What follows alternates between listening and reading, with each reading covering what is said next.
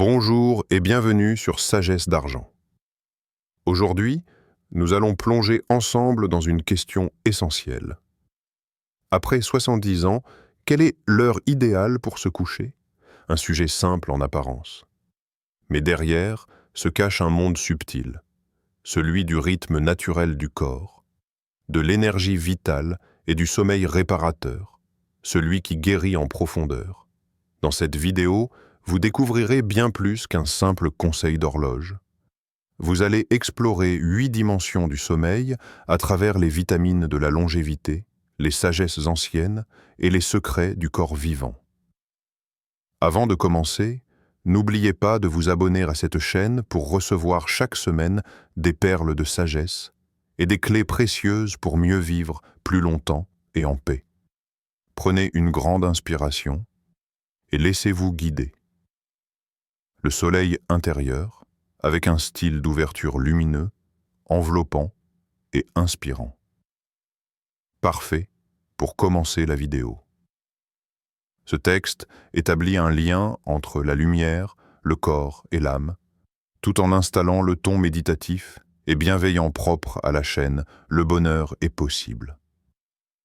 Dans le silence du soir, quand le monde commence à se replier sur lui-même, un autre rythme s'éveille.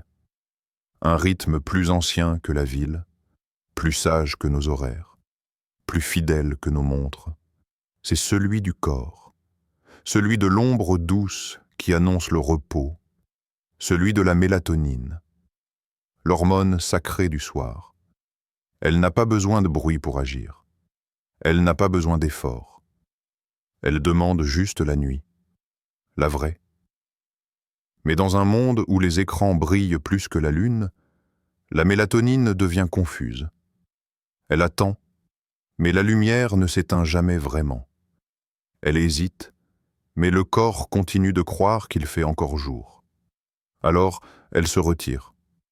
Et nous restons là, éveillés, les yeux grands ouverts sur un sommeil qui ne vient pas. Il y a un moment pour l'activité et un moment pour le repos. La sagesse est de les reconnaître. Lao Tzu. Le problème n'est pas seulement médical. Il est philosophique, spirituel, existentiel. À quel moment avons-nous cessé d'obéir au crépuscule? Pourquoi résistons-nous au coucher du soleil comme s'il nous volait quelque chose? Peut-être que dormir tôt, c'est accepter que la vie a des cycles, des hauts et des bas, des clartés et des obscurités. Et que dans cette obscurité, il y a de la guérison. Après 70 ans, le corps devient plus fin.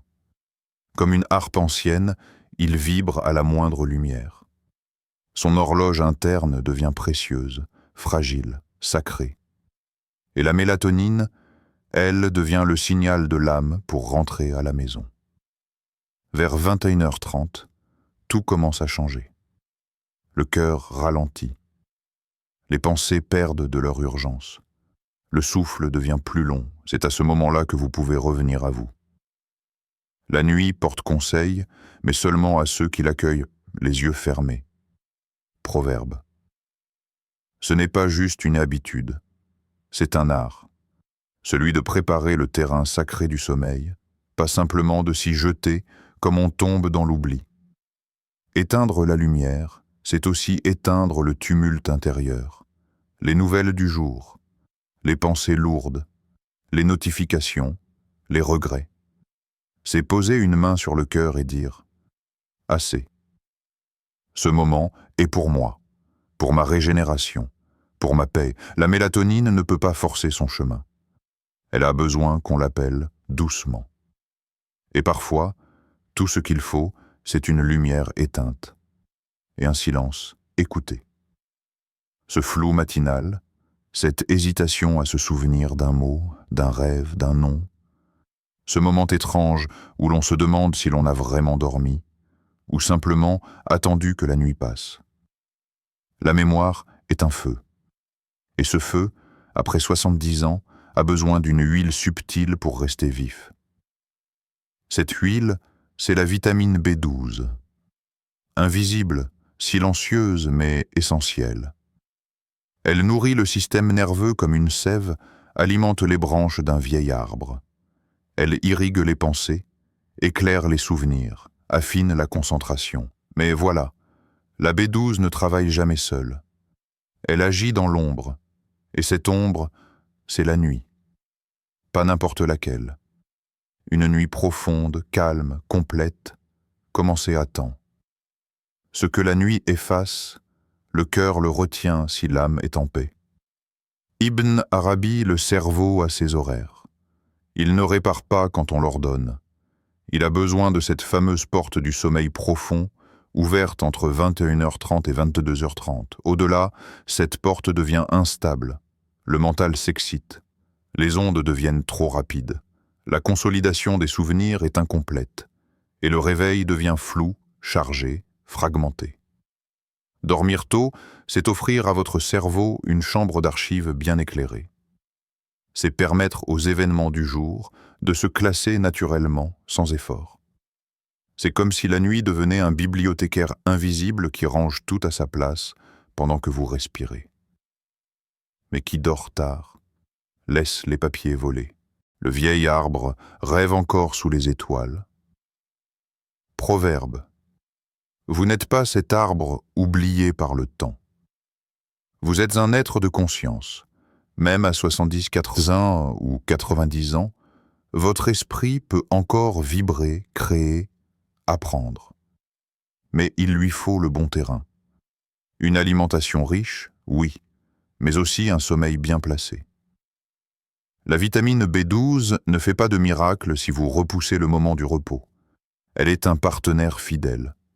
Mais elle vous murmure « Fais ta part, ferme les yeux à l'heure juste, et je te garderai vif. » Alors peut-être que demain matin, au lieu d'un brouillard, ce sera une clarté, une pensée vive, un souvenir précis, et ce sentiment simple mais si précieux. Je suis encore là, présent, éveillé, entier. Il y a un sommeil qui vient comme une vague douce. Et il y en a un autre, plus fréquent, plus brutal, celui qu'on espère comme une délivrance, mais qui tarde, parce que le corps ne suit pas, parce qu'on ne lui a pas demandé s'il était prêt. Il ne suffit pas d'avoir éteint la lumière. Il faut éteindre aussi la tension. La détente est un langage. Et ce langage, le magnésium en est le messager. Présent dans nos cellules comme un souffle discret, il relâche les fibres musculaires, adoucit les influx nerveux, et surtout, il dit au corps « tu peux te déposer ». Le repos est un art. Il faut apprendre à l'écouter. Sénèque. Mais cet art, peu l'ont appris. La société nous a appris à tenir bon, pas à lâcher doucement, à faire face, pas à s'abandonner. Et le sommeil, lui, ne supporte pas qu'on le force. Il vient quand on lui ouvre la porte, pas quand on tape dessus. Après 70 ans, les réserves de magnésium s'amenuisent. Les muscles se crispent plus vite, les nerfs deviennent plus sensibles, et les réveils nocturnes deviennent des compagnons involontaires. Crampes, palpitations, sensations étranges dans les jambes. C'est le corps qui appelle au calme, mais personne ne répond. Le corps qui s'apaise trouve la clé du silence. Proverbe. Le bon sommeil commence bien avant l'oreiller. Il commence dans l'assiette, un dîner léger, riche en légumes verts, en amandes, en graines, puis une lumière douce, une marche lente, un souffle allongé, tout cela, c'est du magnésium invisible. Mais il commence surtout par un choix, celui de ne plus obliger le corps à dormir, mais de l'inviter à se détendre. Et cela ne se commande pas, cela se ressent, cela s'écoute, cela se respecte. Allongez-vous, ressentez le poids de votre corps contre le matelas. Inspirez profondément, expirez lentement, répétez, et vous verrez que le corps, lui aussi, sait s'endormir, quand on lui donne le bon signal. Vers 21h30, les tensions peuvent se relâcher, pas parce que c'est tard, mais parce que vous êtes prêt. Et dans ce relâchement, il n'y a pas de perte. Il y a un retour à soi, au calme, à la paix organique. Il y a des nuits où l'on entend son cœur plus fort que ses pensées, un battement trop rapide, un rythme qui déraille, comme une alarme intime que personne d'autre n'entend. Ce n'est pas toujours la peur, ni un rêve.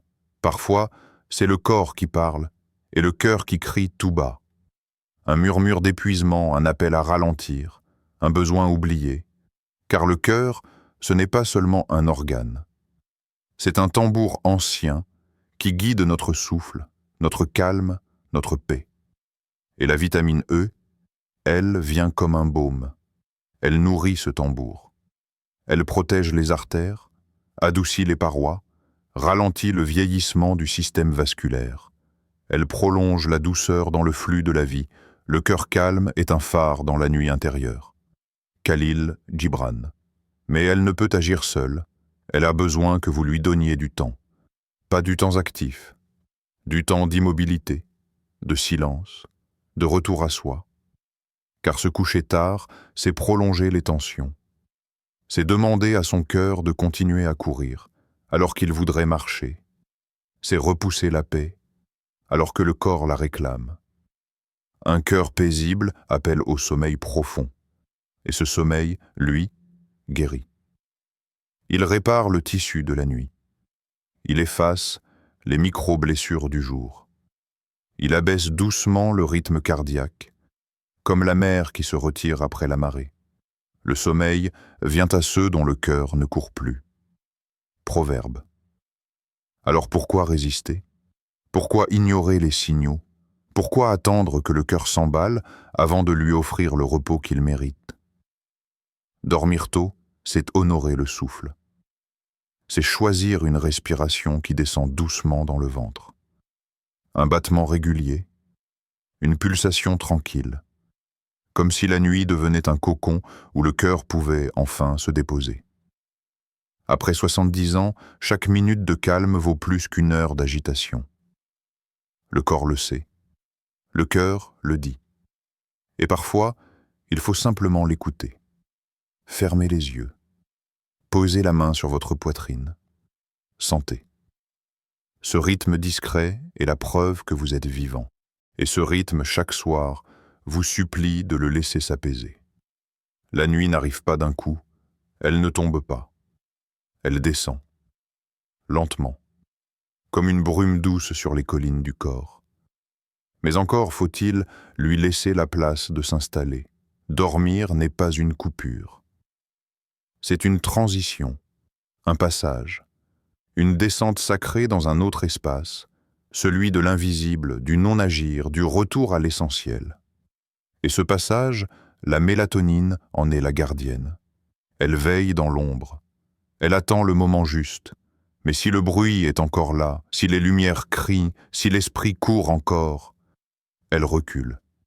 Et la nuit devient une traversée agitée. Chaque nuit est une petite mort. Chaque réveil, un retour. Héraclite. Le corps humain ne peut pas être simplement mis en veille. Il a besoin d'un appel intérieur au relâchement. Il a besoin d'un rituel.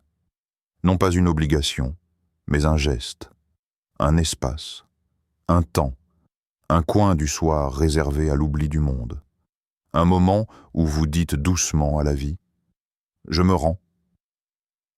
Une tisane chaude entre les mains, une lumière basse, dorée. Un livre lent, aux phrases longues comme des soupirs. Une respiration qui s'élargit, un corps qui descend dans le matelas comme une plume dans l'eau. Voilà la véritable vitamine du soir, le silence, pas celui de l'absence, celui qui enveloppe, qui rassure, qui ralentit. Le hibou ne craint pas la nuit, car il sait quand l'attendre. Proverbe. Et vous, attendez-vous encore la nuit? Ou la redoutez-vous sans le dire? La mélatonine atteint son pic entre 22h et 23h. Mais elle ne vient pas par hasard. Elle répond à l'appel du calme, à l'ambiance intérieure, à la répétition douce d'un geste apaisant.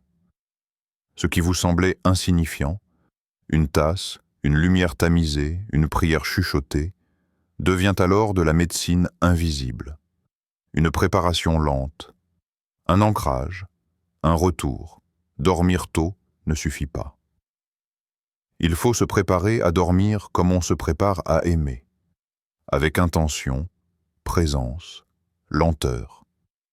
Et si ce soir, vous décidiez de ne pas vous endormir, mais de vous endormir pleinement, le corps, cette structure fidèle, ce pilier silencieux qui vous porte chaque jour sans plainte, sans pause.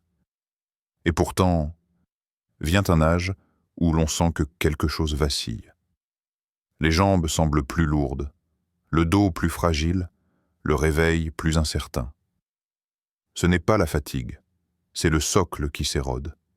Et ce socle, ce sont les os, l'ossature. Le squelette qui, tel un arbre millénaire, soutient l'édifice de votre être. Mais même les arbres les plus anciens ont besoin de s'enraciner chaque nuit. Et le sommeil est ce terreau secret où les os se régénèrent. Le corps est le temple de l'âme. Construis-le avec respect.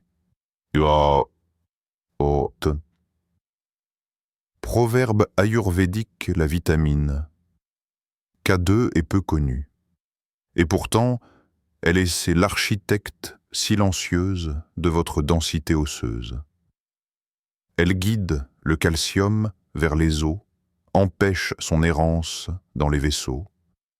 Elle façonne chaque nuit la stabilité de votre marche, la force de votre posture, la noblesse de votre dos. Mais elle ne peut agir qu'à une condition, le sommeil profond, celui de la réparation. Et cette réparation a une fenêtre, entre 22 heures et 2 heures du matin. C'est là, dans ce créneau précis, que le corps reconstruit ce que le jour a entamé. Dormir tard, c'est manquer l'appel du maçon intérieur. C'est forcer l'ossature à tenir sans fondation. C'est continuer à marcher, alors que les piliers s'affaiblissent. L'arbre qui prend racine dort en silence. Proverbe. Mais dormir tôt, c'est honorer ce squelette vivant. C'est dire à votre colonne vertébrale « Repose-toi, je te confie la nuit ». C'est permettre à chaque vertèbre, chaque articulation, chaque hanche de se repositionner, se réparer, se fortifier. Le sommeil devient alors un champ de reconstruction, invisible, lent, puissant. Après 70 ans, l'ancrage n'est plus une évidence. Il devient un acte de conscience, un engagement quotidien envers ce corps qui vous a porté si longtemps. Et la vitamine K2 n'est pas là pour corriger l'usure du temps, mais pour l'accompagner avec tendresse, avec patience, avec science. Peut-être que ce soir, vous pourriez imaginer vos os comme des branches endormies, des racines qui se tendent vers la nuit, et votre corps entier en train de se réancrer dans la vie. Il fut un temps où vos nuits étaient peuplées d'images. Des visages flottaient, des lieux inconnus vous appelaient, et à votre réveil, vous emportiez avec vous l'étrange sensation d'avoir voyagé. Et puis, lentement, ces rêves se sont tus. Comme si le sommeil n'était plus une traversée, mais une absence, une pause dans la vie, au lieu d'un prolongement subtil. Mais ce silence n'est pas une fatalité, car rêver, c'est vivre autrement. Et ce souffle intérieur, fragile et vibrant, peut être ravivé, notamment grâce à une alliée précieuse, la vitamine C. L'imaginaire est le souffle du vivant. Même dans le sommeil, il nous parle. Carl Jung. La vitamine C ne se contente pas de renforcer vos défenses naturelles. Elle soutient aussi des glandes discrètes, mais fondamentales. Les surrénales. Ce sont elles qui gèrent le stress, la vigilance, les hormones de survie. Et à force de lutter contre les agressions du quotidien, bruit, lumière, fatigue, solitude, elles s'épuisent. Et quand les surrénales faiblissent, c'est la vitalité qui s'éteint, y compris dans le sommeil. Mais lorsqu'on dort tôt, avant 22 heures, un espace s'ouvre. Un espace de réparation invisible, où ces glandes, comme des guerriers fatigués, peuvent enfin se déposer, se restaurer, respirer. Et alors, les rêves reviennent. Pas comme de simples histoires, mais comme des manifestations de l'énergie retrouvée. Des signes que l'imaginaire est encore là, que la vie circule, que l'âme n'est pas endormie, même dans la nuit. Celui qui rêve encore est vivant, même dans la nuit. Proverbe. À tout âge, rêver est un signe, un murmure de l'intérieur, une preuve que vous êtes encore en lien avec vous-même, que votre esprit n'a pas renoncé à vous parler dans sa langue à lui. L'image, l'intuition, la sensation. Et cela ne dépend pas du hasard. Cela dépend de l'espace que vous offrez à votre nuit. Une nourriture légère, un coucher avant 22 heures, une respiration douce, une chambre apaisée, un supplément de vitamine C, non pour forcer l'immunité, mais pour réveiller le vivant. Parce que même dans le sommeil, vous pouvez vibrer. Même dans la nuit, vous pouvez éclore. Même à 70, 81, 90 ans, vos rêves peuvent redevenir lumineux. Et vous rappeler, sans un mot, vous êtes encore en vie.